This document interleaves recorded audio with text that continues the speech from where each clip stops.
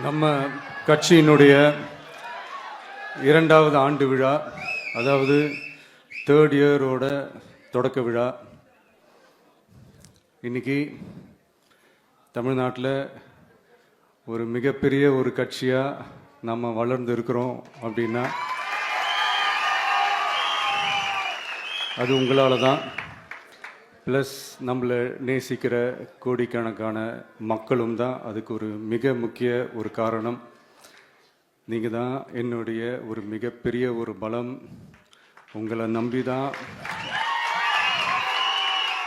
நானும் நம்ம கட்சியும் இருக்கிறோம்.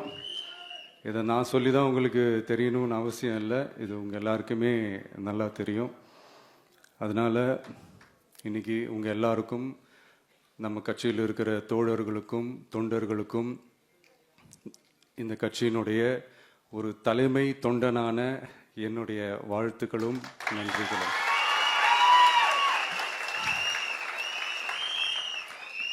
அப்புறம் என்ன, மைக்கை பிடிச்சாச்சு, வெடியை கொளுத்தி போட்டுருவோமா?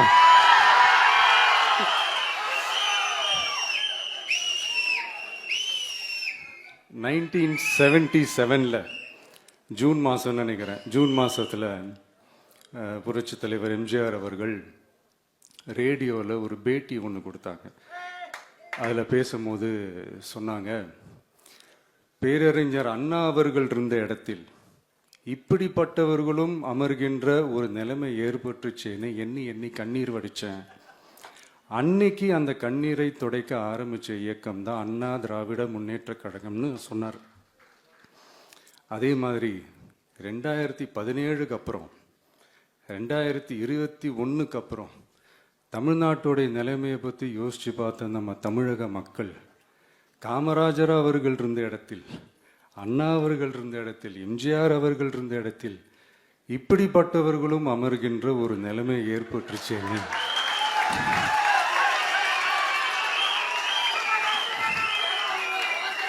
தமிழக மக்கள் கண்ணீர் வடிச்சாங்க.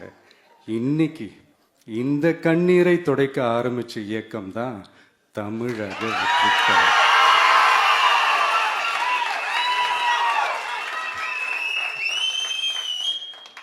இப்படியெல்லாம் நம்ம பேசுறதுனால கண்டிப்பா சில பேர் கொந்தளிப்பாங்க.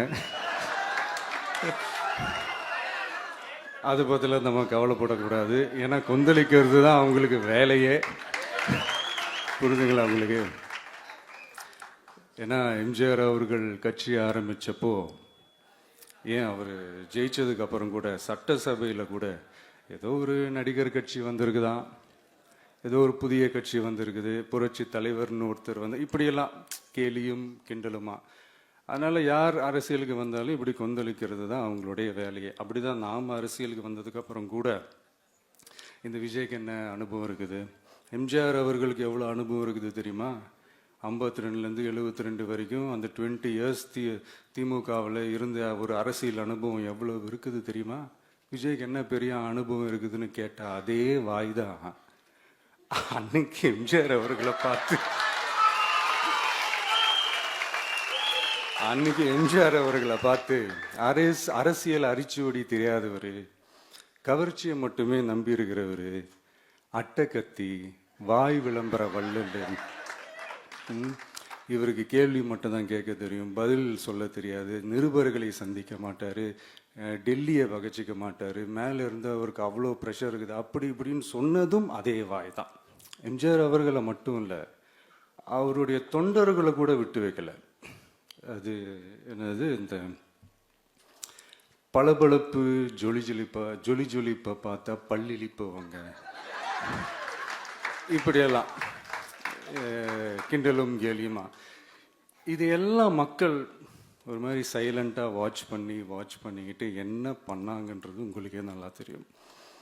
அவர் ஜெயிச்சதுக்கப்புறம் இந்த அரசியலில் பழந்துன்னு கொட்டை போட்ட அனுபவிச்சாலையும் இருப்பாங்கன்னு சொல்லுவாங்கல்ல, அவங்க எல்லாருக்குமே அந்த கோட்டைன்றது ஒரு பகல் கனவாகவே மாறிடுச்சுன்னா பார்த்தீங்க. 77 மாதிரியே இப்போவும் அந்த பழைய தேஞ்சி போன, துருபிடிச்சி போன, நஞ்சு போன அதே அந்த பழைய வெப்பனையும் இப்போவும் கையில் எடுக்கிறாங்க. அதனால் மை டியர் ஜென்டில்மேன், டெக்னாலஜிலாம் வளர்ந்து வேற எங்கேயோ போயிட்டுருக்கு. அட்லீஸ்ட் உங்கள் டெக்னிக்கையாவது கொஞ்சம் மாற்றுங்க பாஸ்.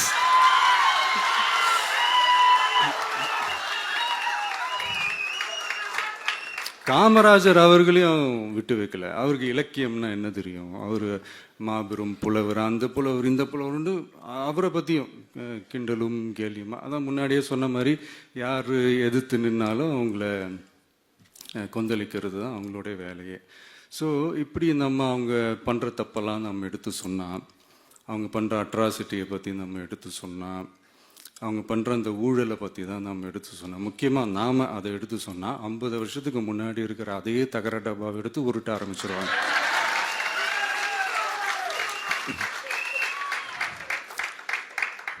பவளவிழா பாப்பாவுக்கு வேற என்ன தெரியும்?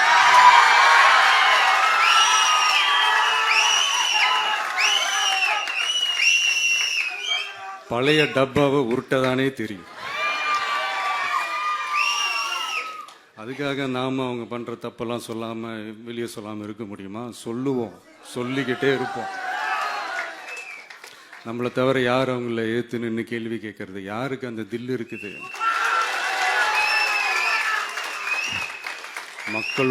மக்களோட ஒரே பிரதிநிதி நாம மட்டும்தான்.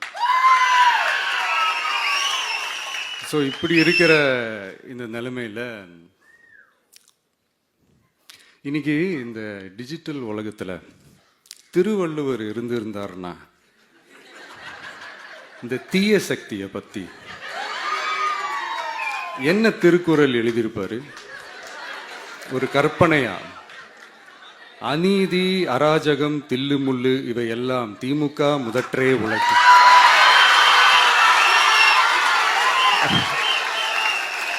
ஒரு கற்பனையா?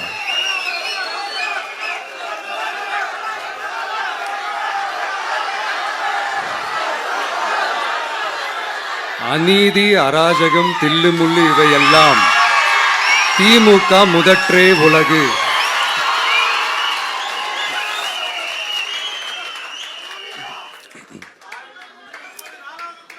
அடுத்து இந்த என்னப்பா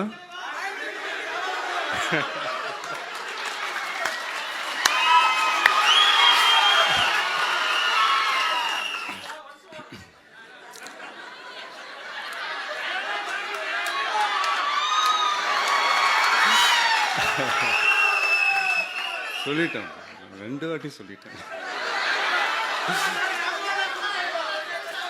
அநீதி, அராஜகம், தில்லுமுள்ளு இவை எல்லாம் திமுக முதற்றே உலகு.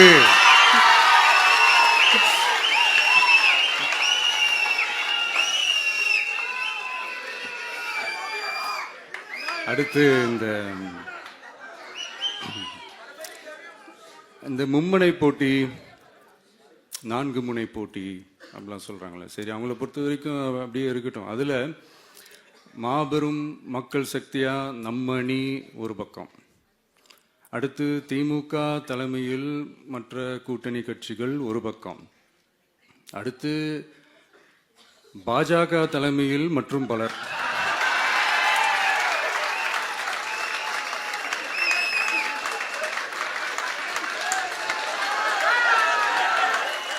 என்னப்பா சிரிக்கிறீங்க? உண்மையை தானே சொன்னேன்.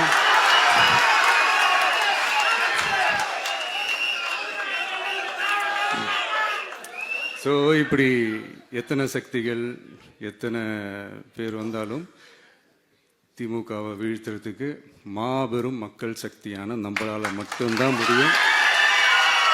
நம்ம டிவிகேவால மட்டும்தான் முடியும். ஸோ இப்படி இருக்கிற இந்த நிலைமையில ஏய் விஜய் வீட்டு விட்டு வெளியே வா, ஏய் விஜய் வீட்டு விட்டு வெளியே வா, இப்படியெல்லாம் கேட்கும் போது எனக்கு எப்படி அது தோணுதுன்னா, ஐயோ இவங்க ஒவ்வொரு வீட்டில் இருக்கிற ஒவ்வொரு விஜயும் இவங்க கூப்பிடுற மாதிரியே எனக்கு தோணுது. அப்படிதான் எனக்கு தோணுது. அதனால பொறுங்க பாஸ், வருவாங்க, முறையா வருவாங்க. ஓட்டு போடுற அன்னைக்கு ஓட்டர் ஐடியை கையில் எடுத்துக்கிட்டு ஒவ்வொரு வீட்டில் இருக்கிற ஒவ்வொரு விஜயும்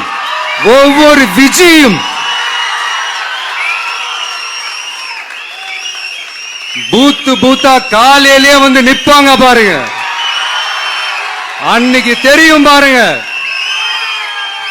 ஏண்டா இந்த விஜய கூப்பிட்டோம்.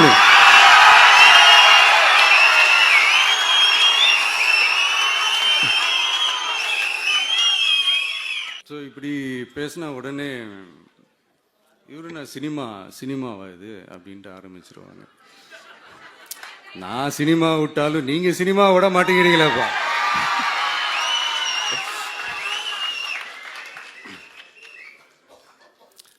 அப்புறம் இன்னொரு ரீசெண்டாக அந்த ஒரு விஷயம் போயிட்டு இருக்குல்ல, இந்த கருத்து கணிப்பு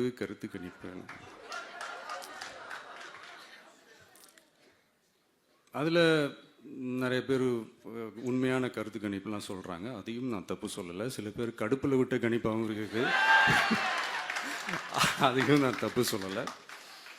இந்த கடுப்பில் விட்ட கணிப்பாளர்களுக்கு நான் சொல்லிக்கிறது என்னென்னா, ஒவ்வொரு ஊராக தெருவா வீடு வீடாக போய் நீங்கள் அந்த கருத்து கணிப்பு எடுத்து பாருங்கள். ஒவ்வொரு வீட்லேயும் டிவிக்கு இருக்கிறத நீங்கள் பார்ப்பீங்க.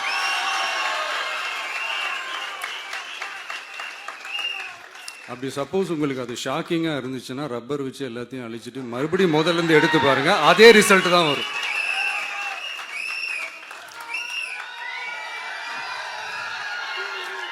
இது என்னப்பா லாஜிக்கு, அது எப்படி எல்லார் வீட்லேயும் டிவிக்கு இருக்கும் அப்படின்னு நீங்கள் கேட்டிங்கன்னா, ஒரு சின்ன சாம்பிளுக்கு ஒரு சின்ன டெஸ்ட் ஒன்று பண்ணி பாருங்களேன்.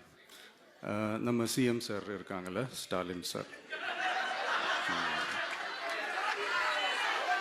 ஒரு 2 இயர்ஸ் பேக் இருக்கும்னு நினைக்கிறேன். ஒரு மேடையில் பேசும்போது சொன்னாங்க, இந்த மாதிரி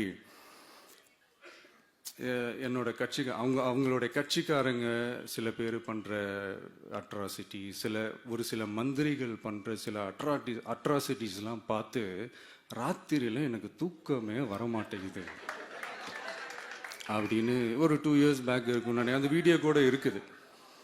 அப்படி இருக்கிற அவரு என்னைக்காவது ஒரு நாள் அசந்து தூங்குவார்ல, அப்ப அவர்கிட்ட போய் சார்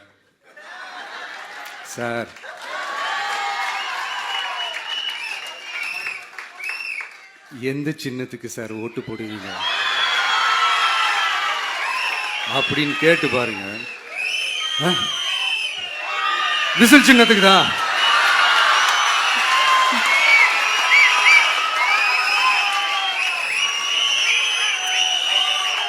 தூக்கத்துல இப்படி டப்புன்னு எழுப்பி கேட்டா டப்புன்னு உண்மையை போட்டு உடைச்சிருவாங்க. அதுக்கு சொன்ன அப்படி இருக்கிற இந்த நிலைமையில டிவிக்கே வந்து சிட்டியில தான் இருக்குது, டவுன்ல தான் இருக்குது, வில்லேஜ் சைட்லலாம் இல்லை அப்படின்னு சொல்றவங்களுக்கு இந்த மாதிரி சில டெஸ்ட் எல்லாம் பண்ணி பாருங்க, தெரியும்.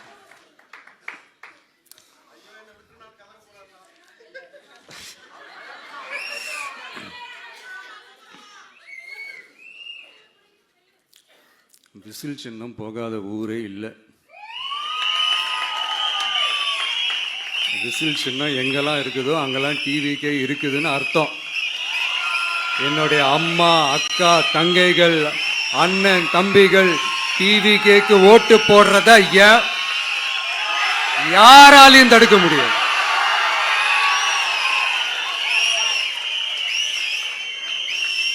ரத்த சொந்தமா நம்மள நினைக்கிற நம்மளோட வகையராக்களை எந்த கட்சியாலையும் எவ்வளவு விலை கொடுத்தாலும் வாங்கவே முடியாது.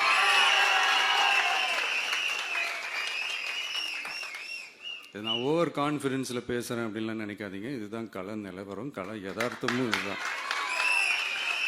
தீய சக்தியை வீழ்த்துறதுக்கு தூய சக்தியான நம்மளால மட்டும்தான் முடியும். இந்த 2026 சட்டமன்ற தேர்தலில் டிவிக்கே தான் மக்களோட ஒரே ஆப்ஷன். Otherwise no diversion.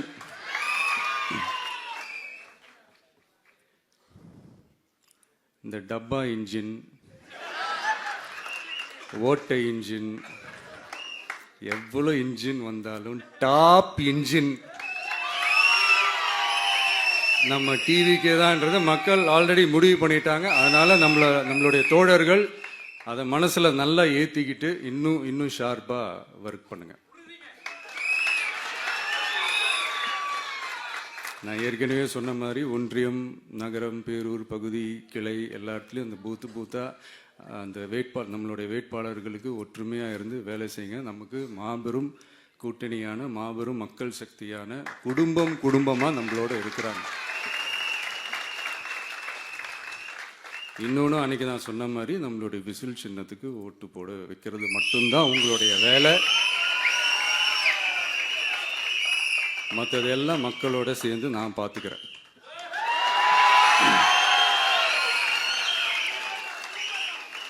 தமிழ்நாட்டோட அரசியலில் த விசில் ப்ளோயர் இஸ் டிவிகே.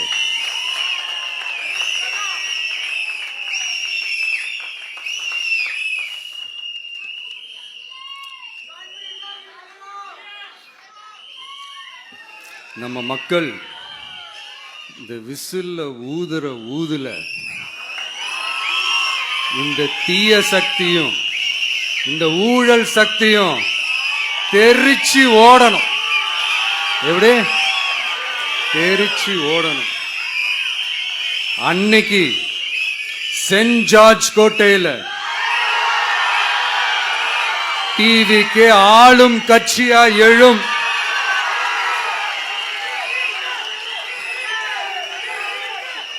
உங்களோட நான் இருக்கேன், நம்மளோட நம்ம மக்கள் இருக்கிறாங்க. இதுக்கு மேல என்ன வேணும்? கான்பிடண்டா இருங்க, நல்லதே நடக்கும், வெற்றி நிச்சயம். மீண்டும் சந்திக்கும் வரை நன்றி, வணக்கம்.